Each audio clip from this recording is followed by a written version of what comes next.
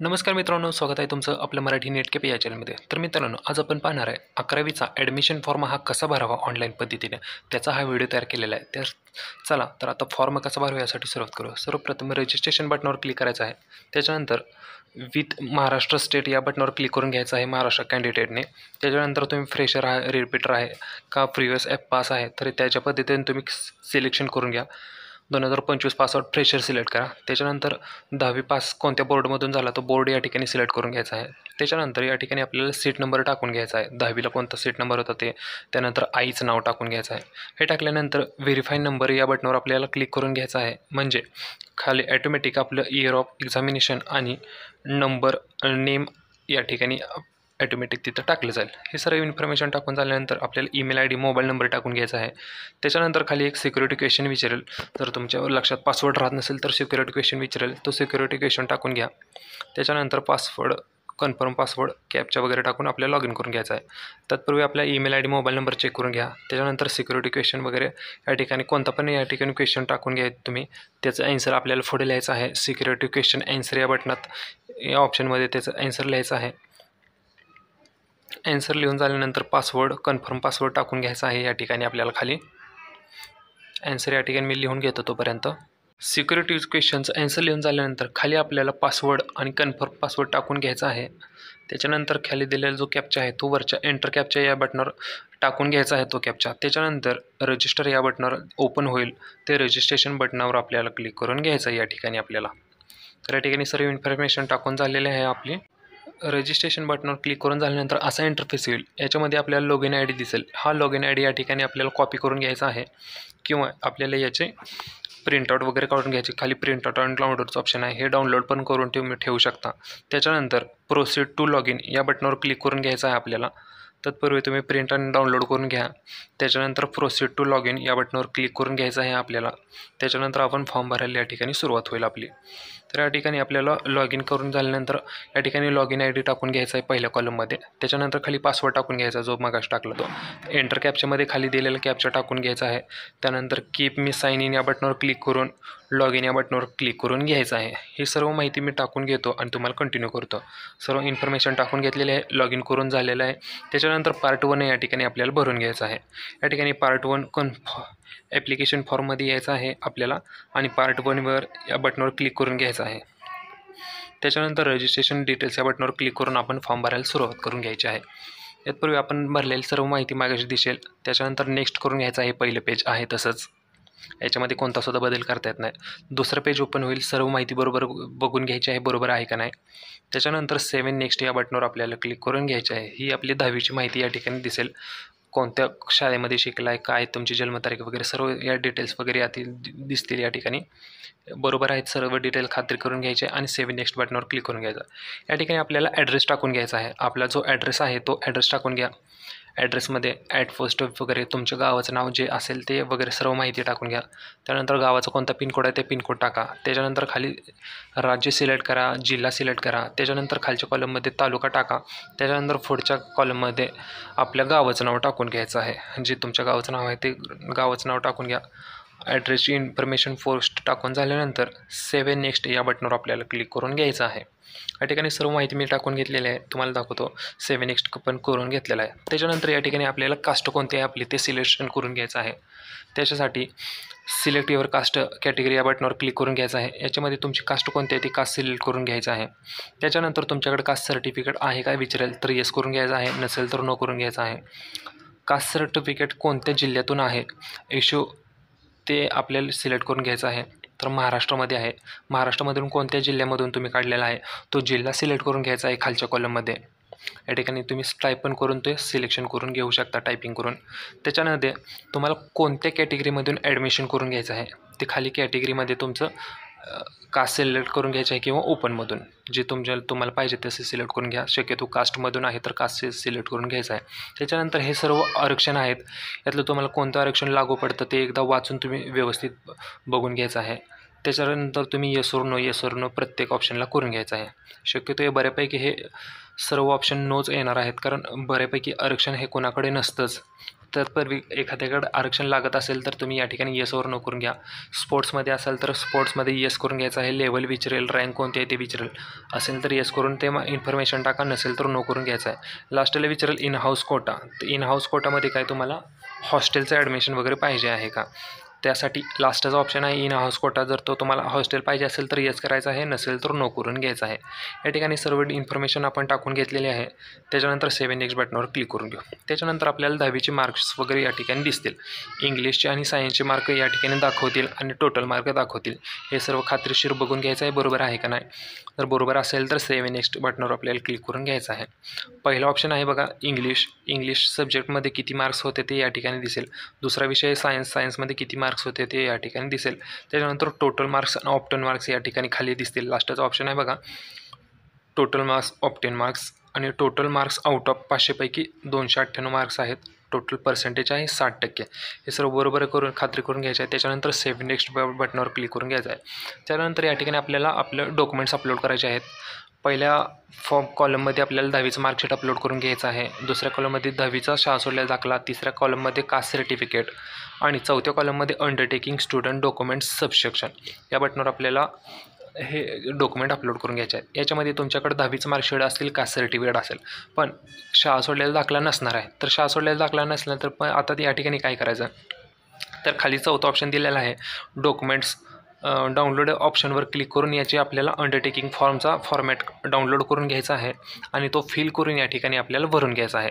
तर या ठिकाणी मी आता तुम्हाला ओपन करून दाखवतो. ते तत्पूर्वी मी या ठिकाणी बाकीचे सर्व डॉक्युमेंट्स अपलोड करून घेतो.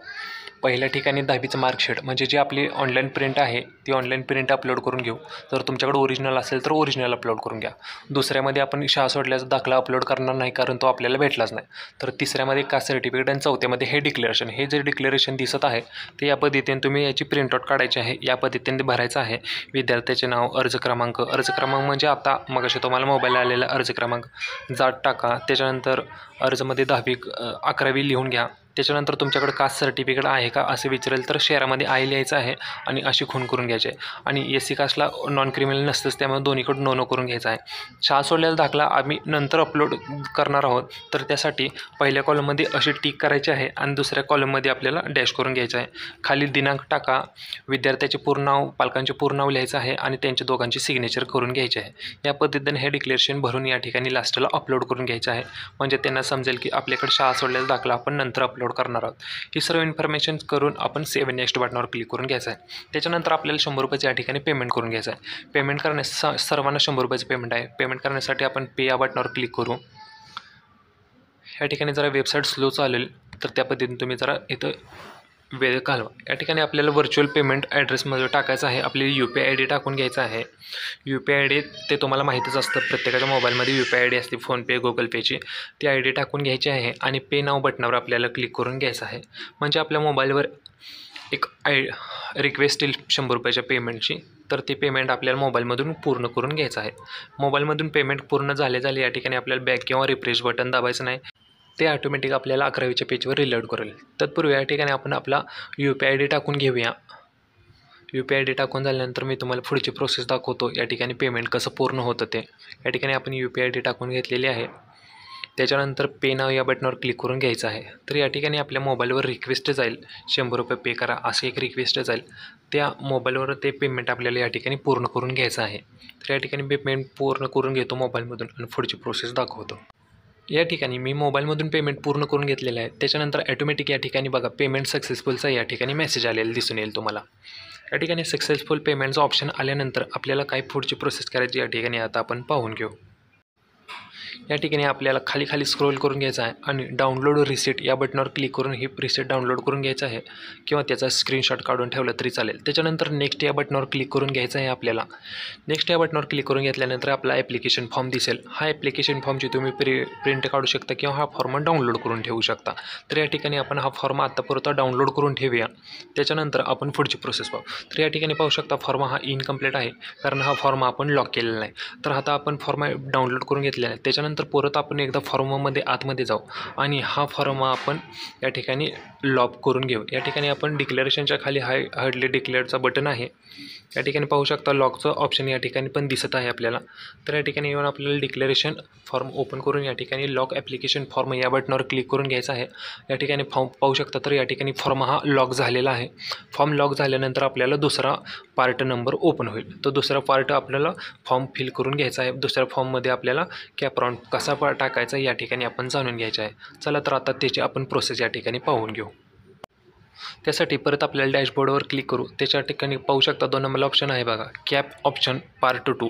या बटनावर क्लिक करून आपल्याला चूज स्ट्रीम अँड मीडियम या बटनावर क्लिक करून घ्यायचं आहे. त्या ठिकाणी पहिल्यांदा पाहून घ्या आपला फॉर्म लॉक झालेला आहे का नाही. या ठिकाणी फॉर्म जर लॉक झाला असेल तरच आपण तो दुसरा ऑप्शन या ठिकाणी ओपन होईल. तर या ठिकाणी आपण परत एकदा फॉर्म लॉक करून घेऊ. काय कारणास्तव का फॉर्म लॉक झालेला नाही. तर या ठिकाणी आता फॉर्म लॉक झालेला आहे. त्यानंतर आपण वरती क्लिक करून या ठिकाणी चूज स्ट्रीम आणि मीडियम या बटनावर क्लिक करून घ्यायचं आहे पार्ट 2 मधल्या. याच्यामध्ये आपण आता ऑप्शन फॉर्म भरणार आहोत. ऑप्शन फॉर्म म्हणजेच काय, या ठिकाणी आपल्याला मीडियम टाकायचं आहे, कॉलेज टाकायचं आहे. या ठिकाणी तुम्ही कशाला ॲडमिशन घ्यायचं आहे, आर्ट्स कॉमर्स सायन्स, ते मीडियम सिलेक्ट करा. त्याच्यानंतर कोणत्या मीडियममधून तुम्ही शिकणार आहात, गुजराती, मराठी, कन्नड, इंग्लिश, हिंदी, तर ते मीडियम या ठिकाणी सिलेक्ट करून घ्यायचं आहे. या ठिकाणी आपण मीडियम सिलेक्ट करून घेऊ. त्याच्यानंतर सेव्ह नेक्स्ट या बटनावर करून ओके करून घ्यायचं आहे या ठिकाणी आपल्याला. त्याच्यानंतर या ठिकाणी आपल्या पुढं कॉलेज वगैरे स्ट्रीम वगैरे दिसतील. या ठिकाणी स्ट्रीम सायन्स आहे वगैरे ते तुम्हाला कोणत्या गावामध्ये, कोणत्या जिल्ह्यामध्ये, कोणत्या तालुक्यामध्ये ॲडमिशन पाहिजे तो पहिल्यांदा जिल्हा निवडून घ्या. त्याच्यानंतर पुढे आपल्याला त्या जिल्ह्यातला तालुका निवडून घ्यायचा आहे. कोणत्या तालुक्यात ॲडमिशन पाहिजे तो तालुका निवडून घ्या. त्याच्यानंतर direct search junior college option बटनावर आपल्याला क्लिक करून घ्यायचं आहे. म्हणजे त्या तालुक्यात असणारे सर्व कॉलेज आपल्याला दिसतील सायन्सचे. तर यामधलं कोणतं तुम्हाला कॉलेज पाहिजे ते या ठिकाणी सिलेक्शन करून घ्यायचं आहे. याच्यामध्ये टोटल 10 कॉलेज आहेत त्या तालुक्यामध्ये सायन्ससाठी. त्यासाठी कोणतं पाहिजे ते सिलेक्शन करून घ्या. त्याच्या पुढं ॲड हे बटन आहे. या ॲड या बटनावर क्लिक करून आपल्याला ते कॉलेज सिलेक्शन करून घ्यायचं आहे. याच्यामध्ये जर तुम्हाला 2-2 कॉलेज दाखवत असतील तर एक त्यातलं दोन्ही पण कॉलेज सिलेक्शन करून घ्या तुम्ही. तर या ठिकाणी एक असतं ते मेरिटचं कॉलेज आहे, दुसरं आहे ते नॉन मेरिटचं कॉलेज आहे. तर तुम्ही पहिल्यांदा सिलेक्शन करताना पुढं पाहू शकता तुम्ही कॉलेजच्या पुढं लिहिलेलं आहे बघा, ॲडिड आणि अनॲडिड असे 2 प्रकारचे दिलेले असतात. त्यापैकी ॲडिड हे नावाचं फक्त कॉलेज आपल्याला सिलेक्शन करून घ्यायचं आहे. आपण सेव्ह केल्यानंतर ते तुम्हाला पुढं दिसतील. तर मी या ठिकाणी पहिला सर्व कॉलेज सिलेक्शन करून घेतो आणि तुम्हाला पुढची प्रोसेस दाखवतो. म्हणजे तुम्हाला समजेल कोणते कॉलेज ठेवायचे, कोणते कॉलेज डिलीट करायचे ते. तर या ठिकाणी खाली लिस्ट पाहू शकता आपण कोणते कॉलेज सिलेक्ट केले. त्याच्यानंतर या ठिकाणी पाहू शकता पुढे आहे बघा, या ठिकाणी सायन्स लिहिलं, ॲडिड आणि अनॲडिड असे 2 ऑप्शन आहेत. त्या पुढे तुम्हाला दिसेल किती फी आहे, किती फी नाही आहे वगैरे ते पुढं दिसेल. प्रत्येक कॉलेजच्या समोर किती फी आहे ते कॉलेजची वगैरे ते. जर ज्या ठिकाणी जास्त फी असेल ते या ठिकाणी डिलीट करून घ्यायचं आहे. डिलीट करायला पुढं ॲक्शन बटनमध्ये ते लाल कलरचा डबा दिसत आहे त्याच्यावर क्लिक करून घ्यायचं आहे. म्हणजे ते कॉलेज डिलीट होतील. तर या पद्धतीने आपल्याला फक्त ॲडिडचे कॉलेज या ठिकाणी फक्त सिलेक्शन करून घ्यायचे आहेत पहिल्या राऊंडमध्ये. जर पहिल्या राऊंडमध्ये जे आपल्याला जर कॉलेज नाही लागलं तर दुसऱ्या राऊंडमध्ये अनॲडिडचे पण कॉलेज सिलेक्शन करून घ्यायचे आहेत. कारण त्याच्यामुळे आपल्याला हा चान्स लागू शकतो. हे सर्व लिस्ट करून घेतल्यानंतर सेव्ह इन चॉईस या बटनावर आपल्याला क्लिक करून घ्यायचं आहे. त्याच्यानंतर आपल्याला लॉक ऑप्शन फॉर्म या बटनावर क्लिक करून घ्यायचं आहे. म्हणजे हे आपले रेफरन्स सिलेक्ट केलेले हे लॉक होतील. लॉक झाले म्हणजे आपले फॉर्म हा सबमिट झाला असं होतं या ठिकाणी. तर आपण लॉक ॲप्लिकेशन फॉर्मवर क्लिक करून घ्यायचं आहे. त्याच्यानंतर परत एकदा आपल्याला वरती यायचं आहे आणि याची आपल्याला प्रिंटआउट काढून ठेवायची आहे. तर प्रिंटआउट काढायला आपल्याला परत एकदा त्या प्रिंट ऑप्शन ॲप्लिकेशन फॉर्म या बटनावर क्लिक करून घ्यायचं आहे. वरचा आहे बघा पार्ट 1मध्ये ॲप्लिकेशन फॉर्म, त्याच्यावर यायचं आहे आणि प्रिंटआउट ॲप्लिकेशन फॉर्म या बटनावर क्लिक करून आपल्याला याची प्रिंटआउट काढून घ्यायचं आहे. त्याच्यानंतर दुसरा राऊंड कधी लागणार, प्रोव्हिजनल लिस्ट कधी लागणार हे जाणून घ्यायचं असेल तर त्यासाठी आत्ताच आपल्या चॅनलला सबस्क्राईब करून ठेवा. कारण वेळोवेळी त्याची माहिती आपल्या चॅनलवर 100% येतच राहते. आणि महत्त्वाचं म्हणजे प्रोव्हिजनल लिस्टमध्ये जर आपलं नाव आलं किंवा नाही आलं तर त्याची पुढची प्रोसेस काय करायची, तर त्यासाठी ते जाणून घ्यायचं असेल तर त्यासाठी आत्ताच आपल्या चॅनलला किंवा आणि आपला एक व्हॉट्सअप ग्रुप आहे त्या व्हॉट्सअप ग्रुपला जॉईन करायला विसरू नका. व्हॉट्सअप ग्रुपची लिंक ही आपल्याला डिस्क्रिप्शनमध्ये मिळेल. हा व्हिडिओ आवडला असेल तर व्हिडिओ लाईक करा. तुम्हाला काय डाऊट असतील, काही प्रश्न असेल तर ते आम्हाला कमेंट बॉक्समध्ये सांगा. 100% खात्रीशीर त्याची उत्तर तुम्हाला भेटतील. जय हिंद, जय महाराष्ट्र.